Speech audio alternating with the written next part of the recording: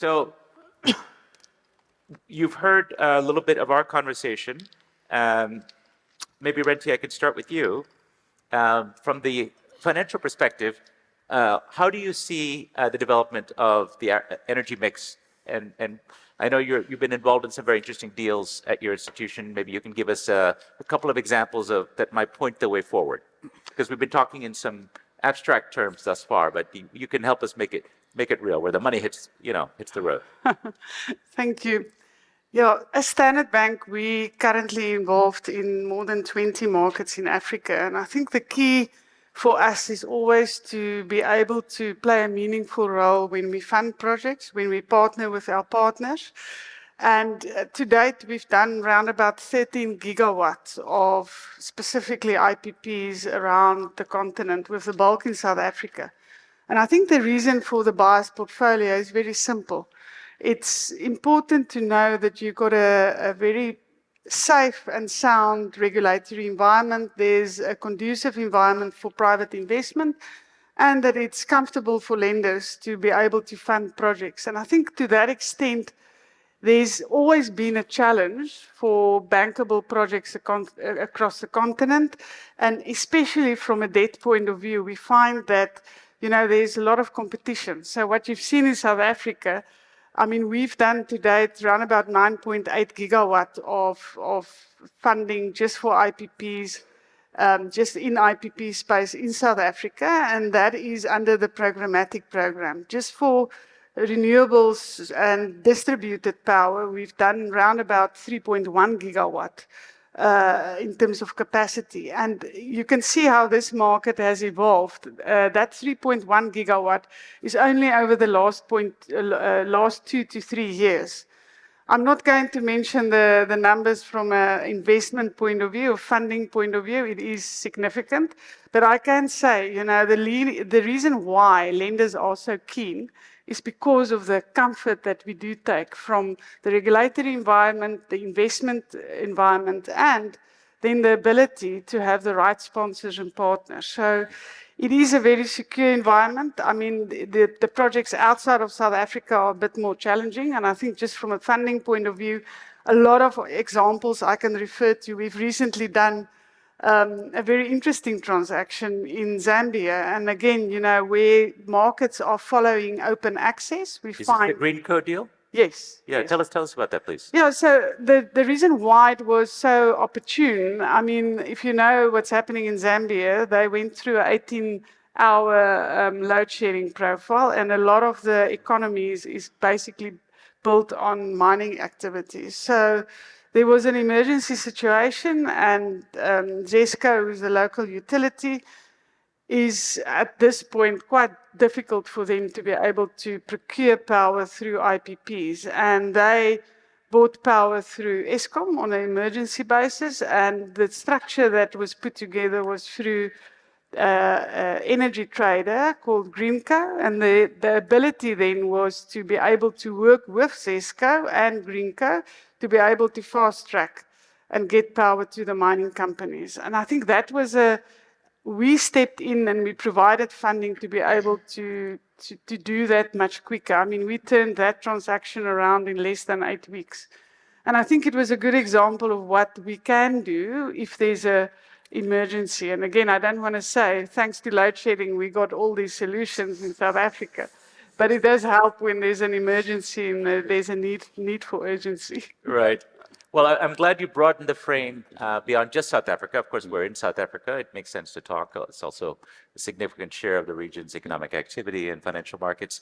But obviously, this is a regional event, and we're delighted to have many visitors from other parts of Africa here and people who do business. You mentioned Zambia. Reinford, I'm going to turn to you. I know your company has operations in multiple countries, but one of them is Zambia. You have a deal there. Yep. But if you can help us broaden the frame of this conversation, the role of IPPs and thinking about the energy mix going forward. And though we've had something of a renewables focus, thanks to our lead-off hitter here, but you also have LNG, I believe, in your mix, right? So give us that perspective from where you sit. Good. So as Aspen Energy, we're a Malawian-based company, but what we've done is now to be part of the energy diversity in the region, because we know that Malawi, a lot of power is hydro. Within the hydro aspect, 100% of the hydropower in Malawi is on one river, the Shira River. Anything happens on the Shira River, there's a problem. We're now hearing about Zambia. Zambia is a problem. So what we've done is to be part of the energy transition, is to now promote natural gas to generate power. We've partnered with General Electric, GE Vernova, and we are using that technology to be able to run the turbines. Is that combined cycle gas turbines? Combined cycle. So we have a combined cycle, then a heat steam engine.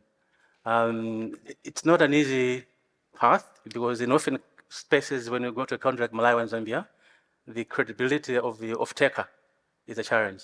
Because now, if we get a power purchase agreement, the government, the off-taker gives an instrument, security instrument. If we go to a banker or a financier, they say, oh, look, ESCO Malawi don't have the credibility of the financial standing to be able to pay. They don't pay the bills. And that's a difficult situation for us because now you've got huge demand for electricity. These off-takers are paying the bills. Zambia's got a huge mining sector. Sure. And people there want electricity. So it's a bit difficult to understand the dynamics.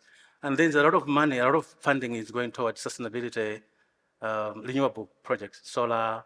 And then we talk about a base load. A lot of these countries need a base load. So it's a bit difficult space for us because we want to push for base load projects. The funding space is not readily available to support the base load. And the off-takers are caught not having enough credibility or standing to be able to get into agreements with us. So it's quite a challenge. How do you deal with questions of currency risk? So in a country like Malawi, some challenges, but Zambia is good. Zambia, huge mining sector, good access to foreign currency, dollars, they're able to pay. The PPAs are usually in the local currency, but they pay in dollars. So Zambia is good. South Africa, good. In places where we are, like we're now getting to Angola, Angola is good. But Malawi is still getting on its feet. There have been some challenges there, but things are getting better. I mean, do you exercise hedging instruments or, in practical terms? I know there's been discussion at the African Development Bank and other places of coming up with some forms of interesting hedging tools. But is it too expensive to hedge? Is that really how you just self-insure? How do you deal with this? So there are several factors. One is that a government will give you a sovereign guarantee. You take the sovereign guarantee to ATI. If MIGA is willing and the World Bank are willing to come in and give you that support, it does provide a good hedging because you get a lot of support in terms of insurance. But if you don't get support from MIGA and the World Bank, then you're on your own. Then we go back now to the issue of the credit standing of a particular off-taker. If it's not good, then you will not be able to drop that project because you can have all the good paperwork, all the technology, but there's no financing. Yeah. Momelo, let's come to you. Again, when we talk about the future mix, it's not only on the generation side. We should expand the frame. There is a lot of interest in mini grids. Can you talk a little bit about the potential for a paradigm shift from just thinking top-down, large power plants going to consumers to, or on the opposite end, just thinking about very tiny solar systems that can power one bulb, right? Both paradigms have existed in Africa for a long time. But can we bridge the gap between those with mini grids or new systems, virtual power plants? There's a lot of technology that's being enabled now around the world. What's your perspective on the potential for that? So, excuse me, I'll come to that in a moment. I just want to build on something that came up from this conversation, which is the credit worthiness of off-takers is incredibly important as a driver to really accelerating investment. And Rensha spoke about, getting to projects that are financially viable and can get to financial close. The reality is we have to invest deeply in utility reform, in supporting utilities, both in terms of their operational capabilities, but also their financial performance and resilience, because there isn't a healthy energy market anywhere that doesn't have a healthy utility. And so it's important that we safeguard and protect the utilities, particularly in cases where they are the off-taker or the largest off-taker. And that could be, at a national utility level. It could also be with your sort of local distribution companies or discos, excuse me. But it's important that we focus on this question of the credit worthiness, the health of utilities through utility reforms. And these are questions around cost reflective tariffs, questions around loss reduction, questions around billing systems, right? And revenue leakage. All of these things need to come into play because healthy utilities are necessary for fundable projects and for the health of the entire energy system, including private sector players. So just wanted to build on those 2 points. But you're asking a question now about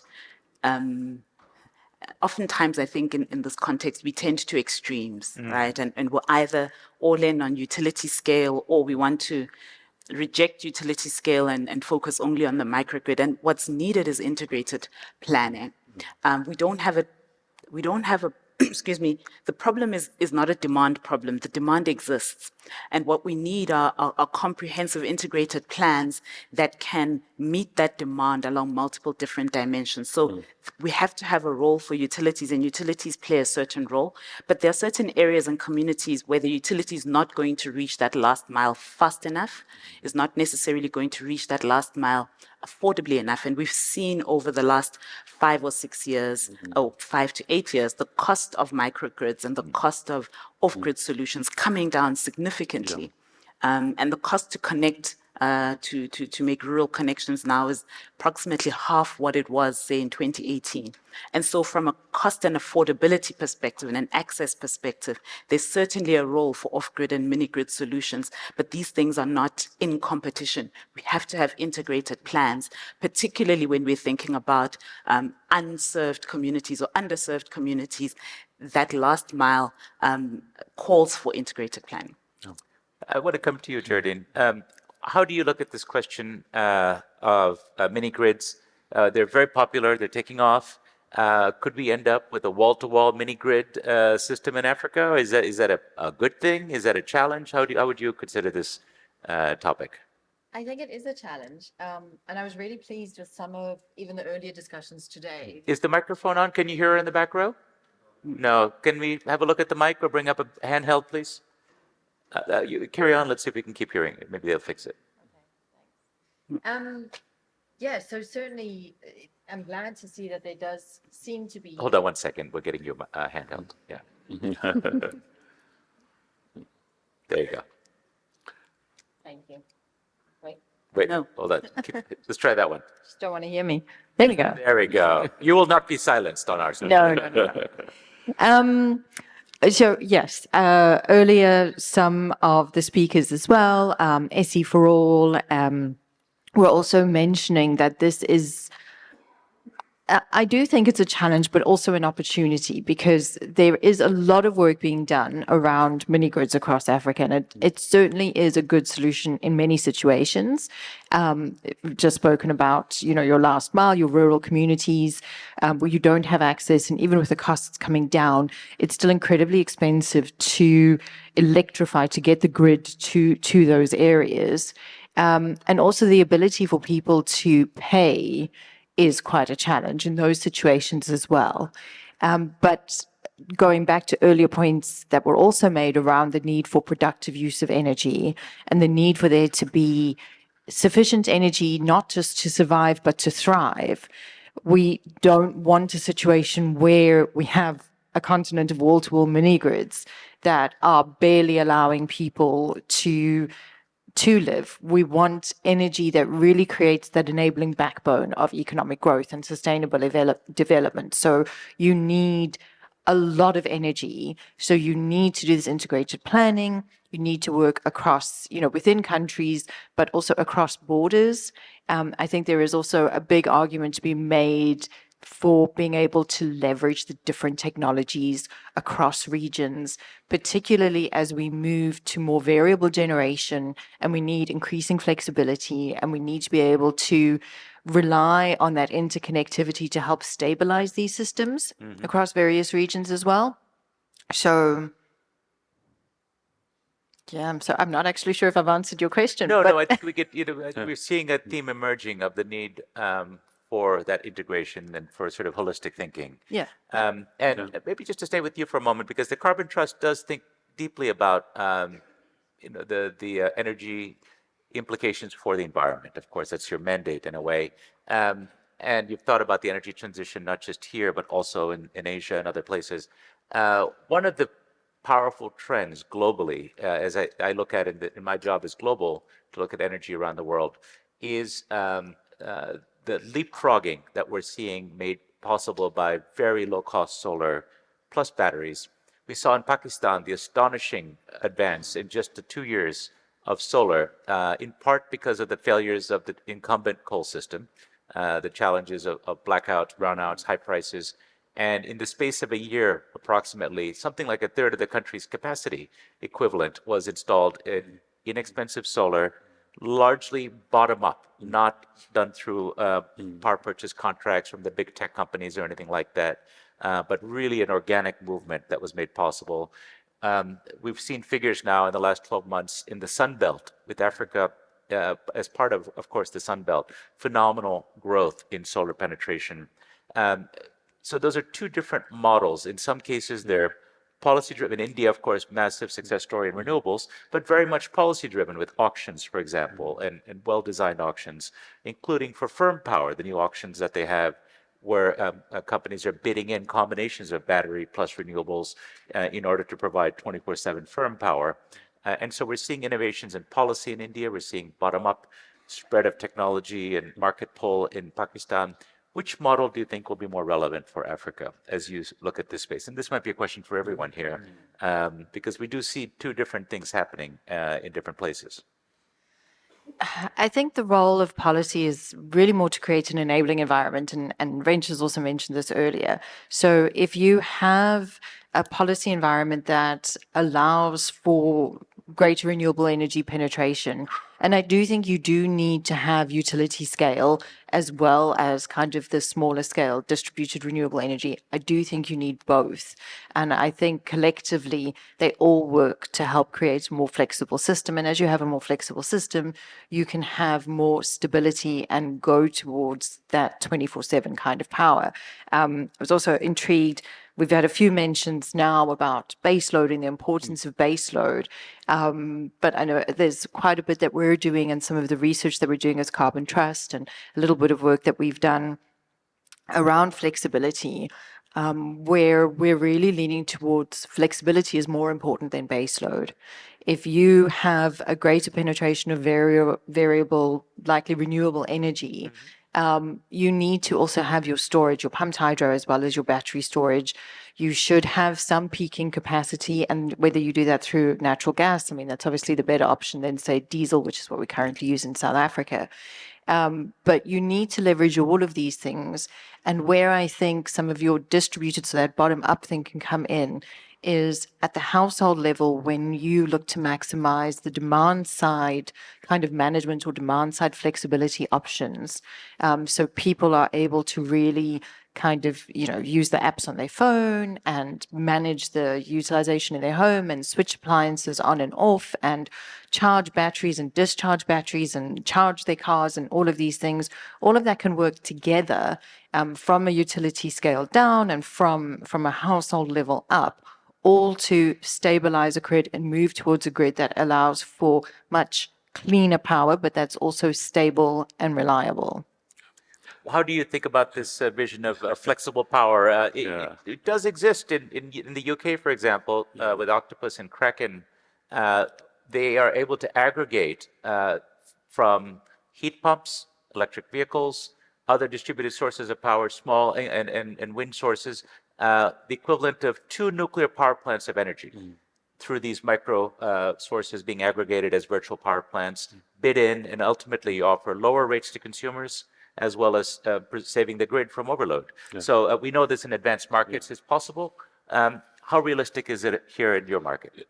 Look, when you come to a market like ours that is predominantly, coal, it's a bit of a challenge. But if you also start thinking about it in a long term, hence you need to introduce, or Eskom is thinking of introducing the gas. We see that the gas playing the role of a base load and also flexibility.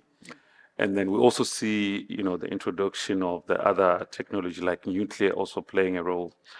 But I think I would like to draw on the point that she made is that, microgrids, utility scale, gas, coal, nuclear, they all have unique roles that the other technology cannot play. And I'll give the example of the microgrid because I quite like building on what she said. We, as ESCOM, we currently have an issue of, municipalities not paying, and then the debt that is growing.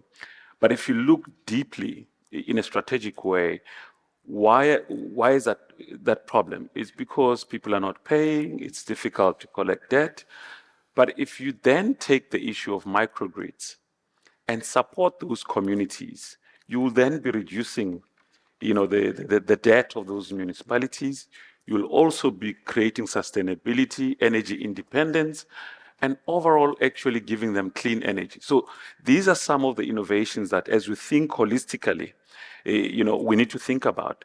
The point that you ask about flexibility, as we sit right now, we've got excess capacity on energy within the coal power stations.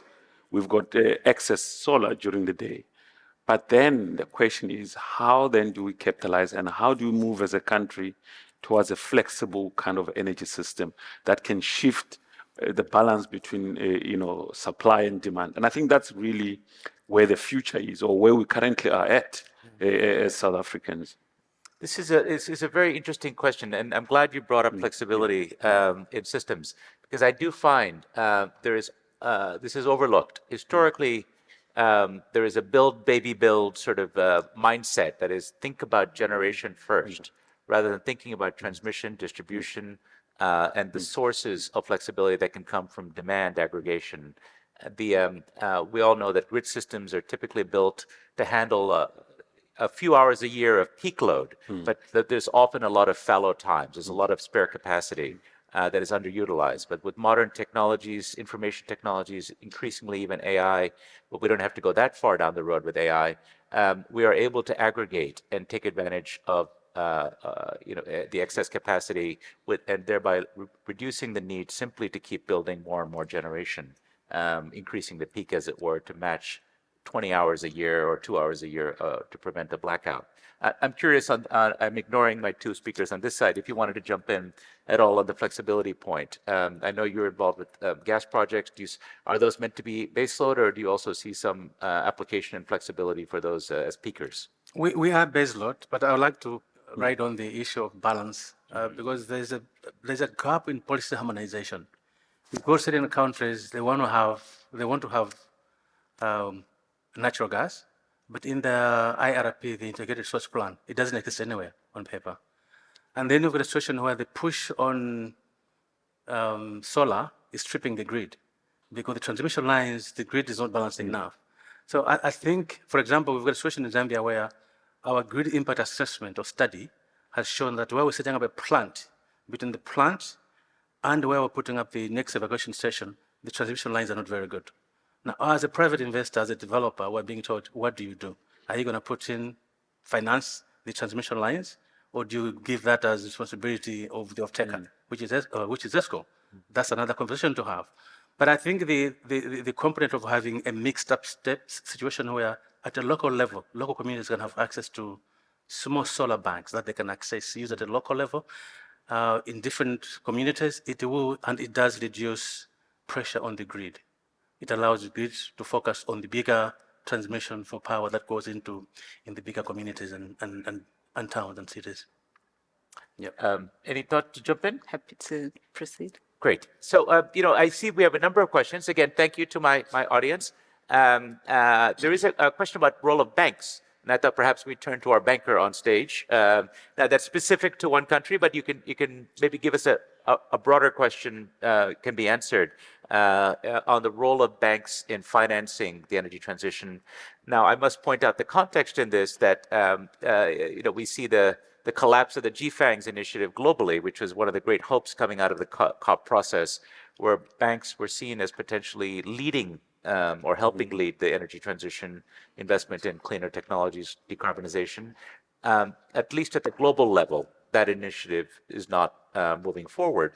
But I'm curious, from where you sit, how do you see the role of banks in conventional finance in this challenge? I think it's probably a loaded question, but banks fund bankability at the end of the day. And if a project is not bankable, you won't fund it. And I think to that extent, there's a bit of a anomaly because many developers believe in their project. However, if you go and unpack, and I don't only want to talk about generation, we can get to transmission as well. If you look at just a project, who are the sponsors, who are the EPC, who are the off-taker, and to what extent is the risk allocation fair? I mean, a bank is not going to take undue risk. And that's exactly why you've seen in South Africa in the reprogram an oversubscription and the competition between the banks. If you look at how our debt pricing came down, how gearing levels have increased, it's just because of the environment and the bankability of the projects. If you look at transmission and the lack of, project opportunities, funding to date from private investors and commercial lenders, it's because we need a framework and an environment in which we can say the risk is properly allocated, and that's why the ITP program is so important. So the whole process around how that unfolds and how we look at that to potentially support other rollouts. And I don't want to make it only about South Africa, but just quickly back to some of the comments earlier. If you look at countries outside of South Africa where you have an environment where PPA is signed in US dollars, that's what the investors want. That's what the lenders want. But you're in an environment in a country where the tariff is charged in local currency. So that is a fundamental problem that you have. So immediately in a depreciating environment, you have a currency that depreciates, whilst your project cost is in dollars, your offtake, your price that you pay for the power is actually in local currency. So the way you have to finance that immediately become more complex, it's more tricky. You need to, I sometimes refer to, you put a Band-Aid on a project before you actually started even doing the project. Right. Because you have to put all these risk mitigation and mega guarantees, etc. on it. And that's where you need to find a better way to work with the banks and the sector reforms to make sure that it's sustainable in the long run. And I think that's the role that banks play. I always say to our clients, come to us earlier, work with us. I mean, what Eskom is doing is for Eskom the right thing, but if you want to move away from funding from the government, how do you partner with the private sector and the lenders to be able to ensure that what you do in the long run is actually sustainable? And I think what we do see is that there's not one fit-all model or recipe. It's quite unique. And to a certain extent, everything is still project finance, which is extremely complicated. It takes time. And when you crowd in DFIs, it even takes longer, but they also have a role to play. So it's important to understand how we look at risk allocation, where we look at blended finance, where the lender consortium actually bring that value proposition or funding solution to the table. Banks invest in what's bankable, right? That's how you started this answer. I think that's the essence. Reminded of the old quip about the leader of the French Revolution who said, "I must find out where my people are going so I can lead them." I'm going to come to the audience for a couple of questions. So let me ask my staff to get the microphones ready. So please get together a couple of good, challenging questions for our experts. We have a little bit of time. I do see another question on the app on the topic of gas. Now, we've heard a little bit from a developer, but maybe I will ask our carbon expert on the table here. Do you see gas as the transition fuel that it is touted, given your concerns about climate change? Is it, in some ways, just to give the industry backdrop, we are entering a golden age of gas, according to the oil and gas industry experts and executives that I talk with. There's no doubt that we are going to be flooded with LNG in the next few years. If you look at the projects already in development with FID from Qatar, from the United States alone, in a couple of years, there's going to be a massive glut of global gas. And the question is, will that simply lead to lower prices and financial collapse for the projects? Or will that lead, as the industry hopes, to much greater uptake in countries in Africa and elsewhere? And what implications does that have? So that's, again, from my reporting.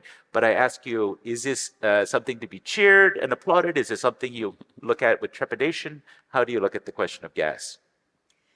So, I mean, I understand the argument that gas is a transition fuel from the point of view of just looking at it purely from emissions, and again just at the face level of emissions.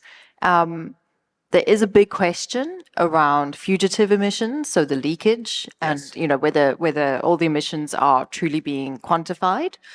So from that point of view, it's questionable, but it's it's lower than other fossil fuels like coal. And so in that vein, I can say, okay, I see your argument as a transition fuel. Where I think it becomes challenging is it does cost a lot to develop gas. It costs a lot to develop gas infrastructure. There are other environmental concerns. So looking beyond the carbon, there are other concerns around developing gas and the transportation of gas. I believe that we also have a situation where a lot of the developers are multinationals, and particularly also from European countries predominantly, in terms of those with the expertise. And so I don't believe we've seen really tangible examples of where the development of oil or gas in Africa has actually translated into benefit for local people, benefit for the countries, benefit beyond a few, so those companies themselves, and then potentially a few elite, let's say, within countries. I mean, if you think of the history in the Nigerian deltas as well. So I think the argument that it should be a transition fuel and we have it as a natural resource as a continent and we should therefore exploit it, we should be allowed that opportunity to use it for our development. I think those are all good arguments, but I do not think we can demonstrate anywhere where we can say, look how much the development of gas has done for that country. Isn't it wonderful? So I don't think we can really point to an example. Bridging fuel, you say a bridge to nowhere. So we have the debate raging. So let's go to the audience. Hands up. Who has the courage to ask the first question? Who has a good question for our audience? It's with these bright lights, it's very hard to see. There we go. There's a gentleman here. Gold star. Let's get a microphone here. Just some ground rules, please. Identify your name and affiliation, and make it a question rather than a long-winded speech. Good afternoon or good morning, everyone. My name is Jabulani. I'm from Nedbank. So my question is directed to Rivoningo with regards to ESCOM. So I think maybe it's a two-part question. The first question is, what is ESCOM's position on clean coal technologies as of right now? And secondly, what is ESCOM's... Can you repeat that? Both of us are struggling. Yeah. Or I was saying, what is ESCOM's position on the clean coal technologies as of right now? And secondly, what is the scalability of nuclear energy as maybe one of the possible alternative options for the base load whilst we transition from coal? Okay. Thank you very much. I think that's directed to you. Yeah. Thank you for that question. Our position on clean coal, I think the minister has made it quite clear that and they've given us about 4 years or 5 years to prove, the feasibility of it. We've seen it work in other countries, but that does not give the guarantee that certainty that it will definitely work in a South African context. So we've looked at options. We believe that it can work. We've identified a pilot area. And I think the generation team is busy working on a strategy to deploy the tests, and we'll await the results and see and make that conclusive decision. With regards to scalability of nuclear, you're right, it's quite challenging. It takes time. Some talk about 10 years all the way to 15 years. But I think if you look at a long-term view, I was actually talking to one of the colleagues in one of my international studies where we're talking about energy, and I spoke about 2050. They're like, you should never ever look at your country in terms of 2050. That's too short. You should actually look at your country in 300 years, right?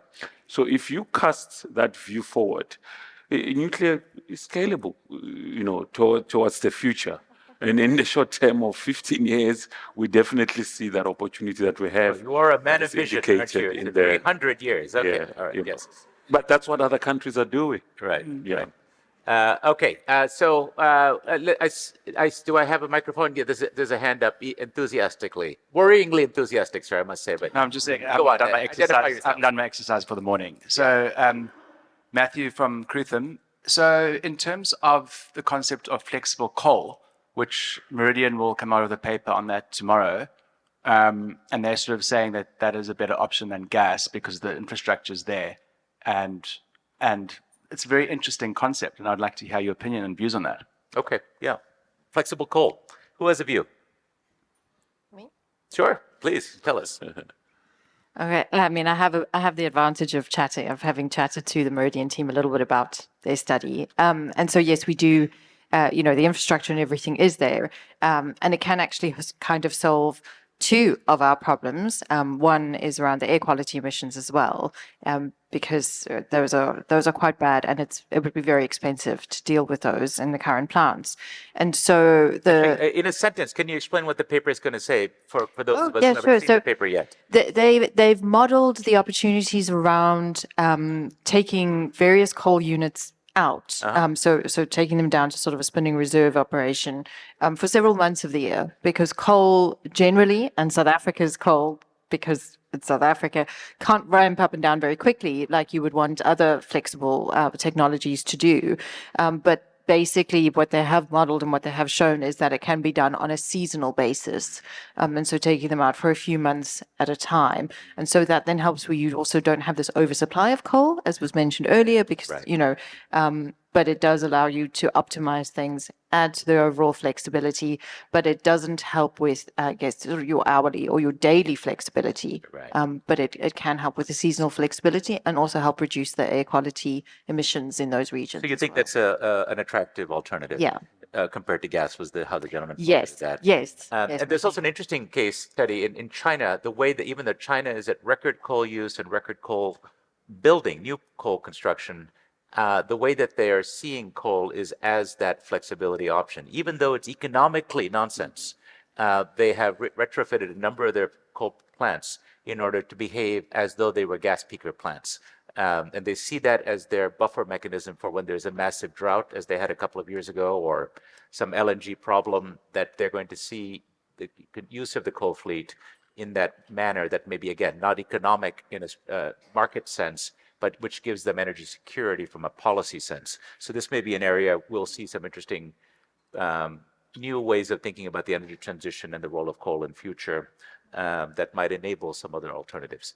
We have run out of time, I'm afraid. I thank all of you for engaging in the conversation, and thanks to our experts for a rich and really nuanced conversation. Thank you. Thank you.